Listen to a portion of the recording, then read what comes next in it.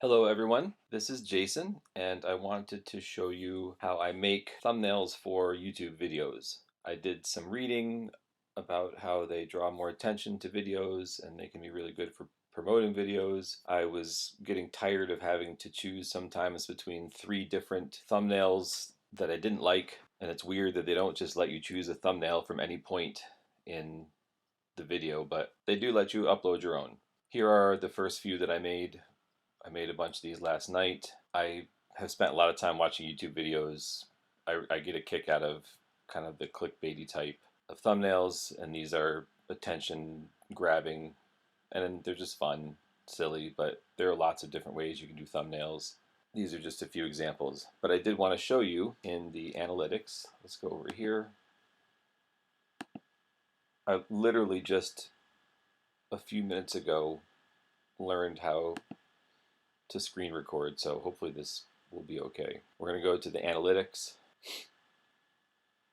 and this is certainly not conclusive evidence, but I feel like it's pretty compelling evidence. The last story time that I did, this was the most recent video that was up when I started making thumbnails, and I had created a thumbnail for the video that posted this morning, so that would have come onto the scene with a thumbnail already attached to it. This is one that I made after I had already posted the video. I made thumbnails for other ones, but because they're further back, I felt like the effect is not going to be as good because it's not as current. All right, so I uploaded the video April 30th, or posted at 10 a.m. And by 5 o'clock, it had 14 views. Right around here is where I made the new thumbnail. So in 7 hours, it got 14 views.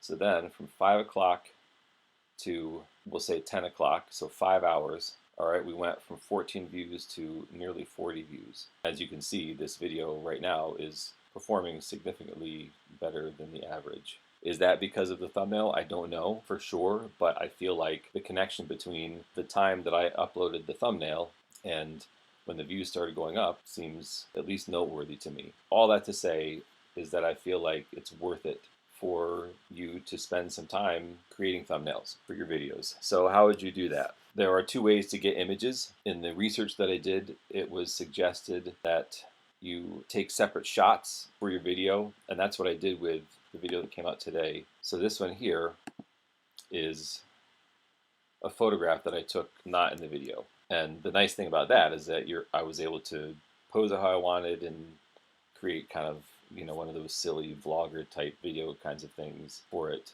But for the videos that were already uploaded, I felt like it would be a lot more time efficient to just grab a screenshot of the video. I put together one for, okay, here it goes. This one here, Storytime 4/23/20, doesn't have one. Oh, and one thing I also wanted to show you, did I do this already? I think I showed you the playlist. I wanted to just show you the difference. I was very surprised once I put these thumbnails up how drastically they contrasted with the thumbnail that was just automatically provided. So if you see here, these are the ones with the text and the colors and things, and then you go down to here and it's pretty drastic, I think, just the difference between the ones that don't have a customized thumbnail and then the ones that do. They really stand out. So I feel like it's definitely worth the time. So back to a screen capture of some moment in the video. Here's the story time from the 23rd, and whether you're taking a photograph or taking a screenshot, you want it to be dynamic, and you want to find just a moment where there's something interesting happening, some aspect of the video to highlight. So I play the song This Little Light of Mine, and I talk about how you are all lights. The little light that you're shining is about you and about who you are and yada yada. I thought it would be nice to kind of find an image and then have the words on the thumbnail say you are a light, because that's one of the things that I say in the video. So I knew that I was showing them the motions to the song, and so I just scrolled through the video to try to find a spot in the video where I was showing them the motions, which I can't seem to find it now. Well, you know what? It doesn't matter. The point is that you find a spot that you like. I'm going to show you something else. If you go to the settings here, you can actually slow the video down, because if you go at normal speed, you're going to be frustrated going back and forth, trying to find the exact moment. I got this all the way down to 0.25, so it's very slow. So I can kind of watch, and I can press play and pause and kind of find the precise moment that I want to save for the video. So something interesting looking. Once you find the spot that you like in your video, if you do want to take a screen capture from your video and not take a separate picture, one other thing too to keep in mind is I was having a really hard time, well, I was unsuccessful in getting Facebook to get my new thumbnail up. The idea is about refreshing the information on Facebook, and it wasn't working, it wasn't working, it wasn't working. As much as possible, when you're creating videos, create a thumbnail to go along with it and upload the thumbnail before you post the video live, because then the thumbnail will be attached to the video wherever it gets linked. So back to capturing the screenshot. If you have a Windows machine, you can usually do the print screen thing. On a Mac, there's like Command-Shift-4, gives you this little plus sign right here, and you can just kind of click and drag and create a screenshot like that. So now we're going to get out of this. We don't need this anymore. And we don't need this anymore. So we'll come down here to the screenshot. I'm going to just name it, test or whatever. There's a screenshot. Now, it's a little bit blurry. It's not going to be the best image, but you can work with it if you want to. As I said, it's better to take photographs and doctor the photographs, but this way it takes less time because you've got to set up a photograph and yada, yada, yada. So here's the screenshot. I don't actually need to keep this because I took another screenshot ahead of time and got it all ready for you. So now what I do, and you don't have to do this because you can actually adjust the image in Canva as well. Google Photos and Canva have, it's different. You can adjust the color of the picture and everything, and it's different. So I found this one here, but I didn't really like the angle. It was really the most clear shot of me doing the little light symbol that I could find. And I'm going to go to Edit. The first thing that you want to make sure you're doing when you crop it is make it the correct aspect ratio. For YouTube, your thumbnail is going to need to be the 16.9. So we're going to go to crop. Again, I'm in Google Photos. I'm going to pick the aspect ratio right there. There we go. So I wanted my finger to be pointing up more. This button on the side here, you can actually turn your picture. So I did that, and then I just kind of drag and drop and got it to the point that I liked it. So the thing about the screen captures is that because of the editing tools and some of these things, you can really do a lot with an image. Anyway, I messed around with that. Then we go over here to, well, first you can choose this one here, and you've actually, if you don't want to mess around with individual things, you've actually got some filters, and you can play around with some filters. Here's one important thing.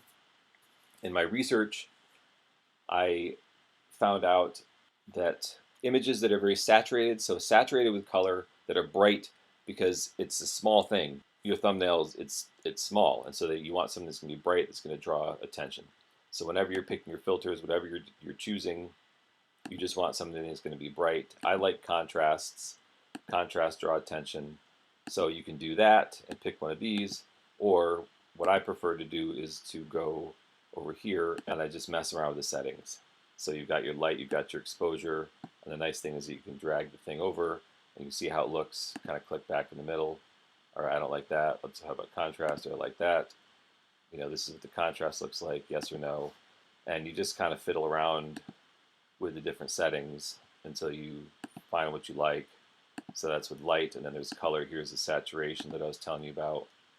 That's going to kind of put more color in it. Saturation is really like your reds, I think. Warmth is more yellows. I don't know a lot about this stuff just from messing around with stuff on Instagram. So you see you've got your skin tones here, and then you've got kind of more of a red-orange. So you can mess around with that kind of stuff and get it to look how you want, and then pop is going to be, it's kind of sharpness. I don't know exactly what they're doing with it because there's also a blurry, not blurry function in Canva that you can use to sharpen the photos as well. And this is partly why I like to use both. When you're all done, you will take your photo and download it. So then it's ready to upload to Canva. So I'm not going to use this because I already prepared one. So this was the one that I chose. As you can see, this is a lot brighter than the other. It's blurry because I zoomed in so much because of the angle that I wanted. But if you have just a normal screen capture, you wouldn't necessarily have to have it be so blurry. But even so, you can do a lot to manipulate an image to make it interesting. These are the photographs I took. So again, you can see the difference between these two. This was the original from the camera, and then this is me kind of manipulating a bit. You've got these brighter colors. It's a bit more garish, but also it's going to draw attention. You don't have to use Google Photos at all if you don't want that extra step, but I'm showing that to you because, number one, so you know it's there if you've never used it before, and number two, because it gives you a little bit more options in terms of being able to edit your photos. So here we are in Canva now. I know there are some people on staff who really love it. I would say now that I've used it, I really like it a lot as well. If you don't have an account, this is all free what I've been doing. You can set one up. So you go to create a design and they have YouTube thumbnail. It's at the top there because it's the one I've been using. I'm not sure if it'll be at the top for you, but you want to click on YouTube thumbnail and you can see you've got your 16:9 aspect ratio here. You should see that they do have a bunch of templates as well that you can use. So if you don't want to mess around too much, I guess you can manipulate with the different play around with the different elements on the ones that they give you. For those of you who know how to use this already, you can ignore this part. I'm just trying to see if they have the ones that are, if it's got like a little crown on it. So this says free here, so it's free, but you'll see stuff that has a crown on it. And it's actually kind of annoying when you get to the things like the elements, because there's just a lot of stuff that's not free. So I'm going to go to my uploads. There's my new one. Bring it in there. I drag these to snap them to the sides, like that, and like that. And once again, you have some more options. So you do have more filters that you can play around with, and you can also adjust.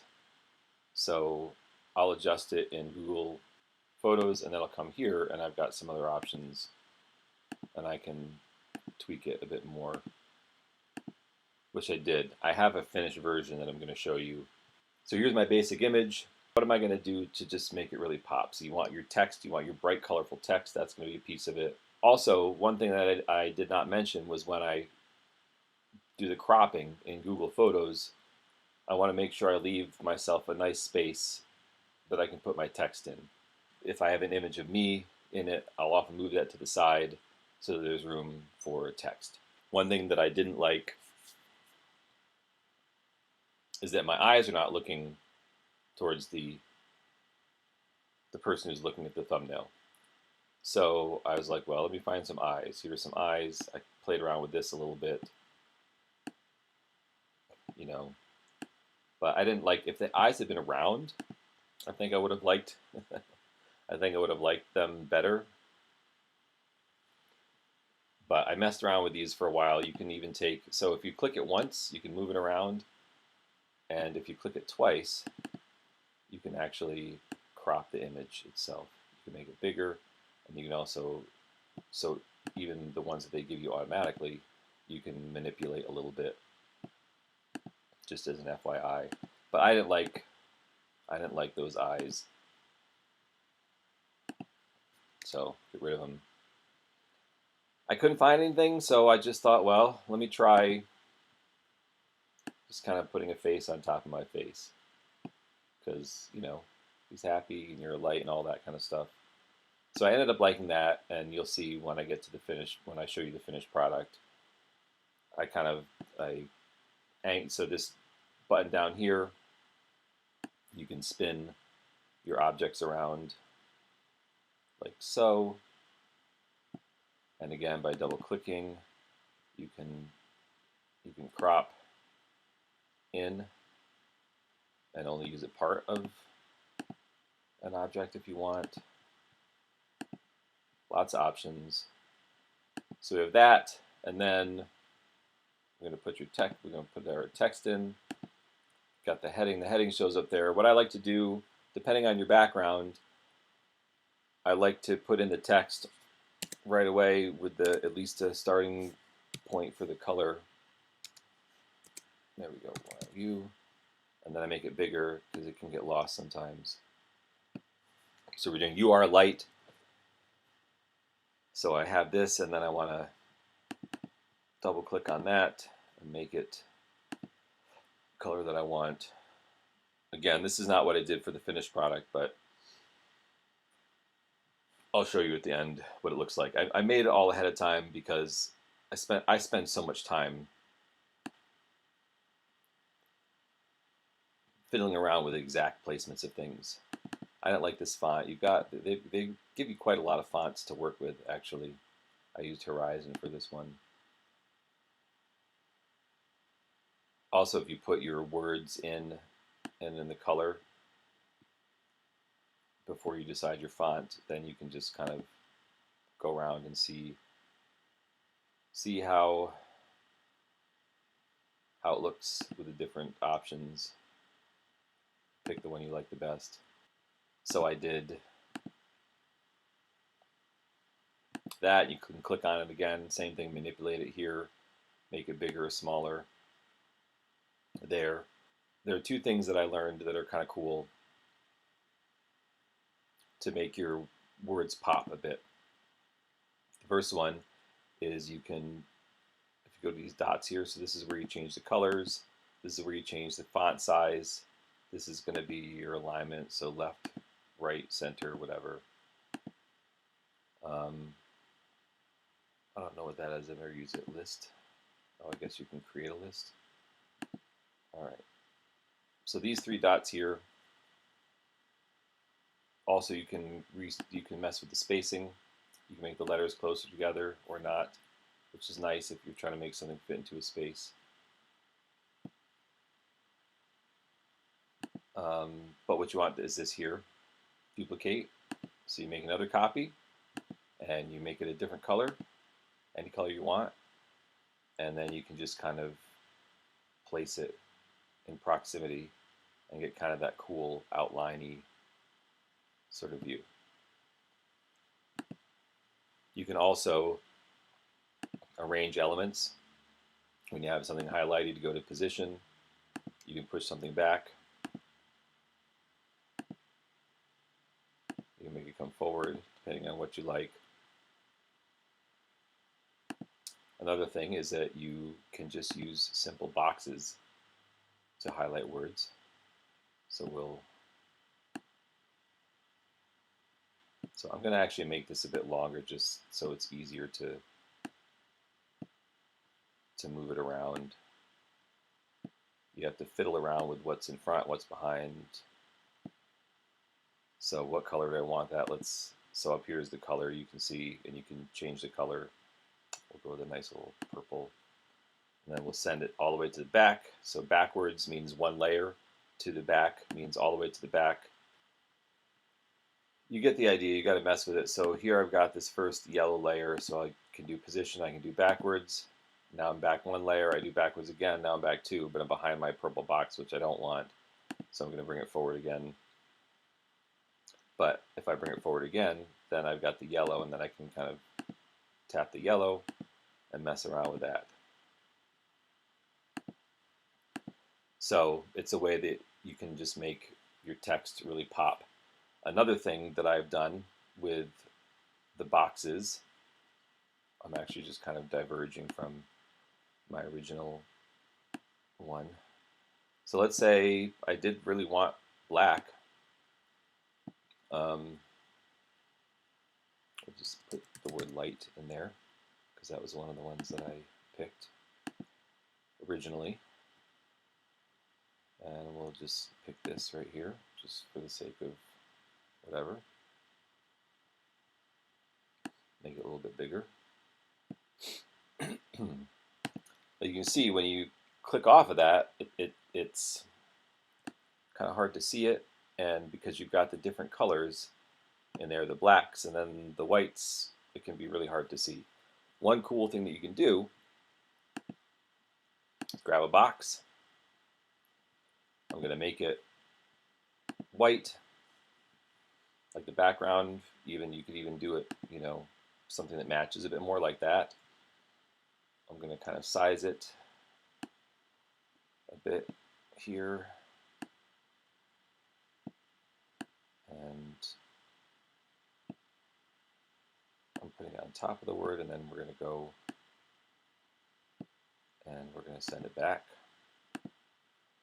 So again, that's one way you can do it. But also, if you don't want to obscure too much of your image, you can take the box and you see this thing right here, transparency.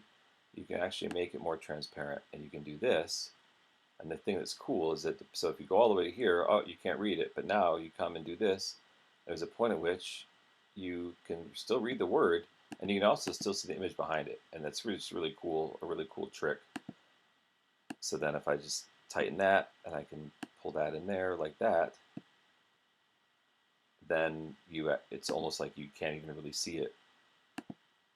Let's see. Just going to push that up a bit there. So then I'm matching the borders with the border of the word. So then I come up like that, and sorry, I'm being perfectionistic now, but you can see, as you can see, push that in a bit. I'm trying to get the boundary of the box to be inside the boundaries of the letters, so that, as you can see, when you take it off like that, when you stop highlighting stuff, it just stands out quite a bit more. You know what, here, I'm just going to move that out of the way for now, so I can just show you this way. Here we go. So I hold like that. You see that? So I'm just grabbing those, and then I can keep them together. This is what I was trying to show you. All right, I can actually, if I like the position of these two items here, I can kind of do this, snag those things, and I can move them all together. So you can move elements individually, you can move them all together. If I like the way all of these things are, I can do this, and I can move everything all together. And then I can put that back, whatever. So there's a lot more stuff you can do. I mostly messed around with text and elements and things like that, but you can name it up here.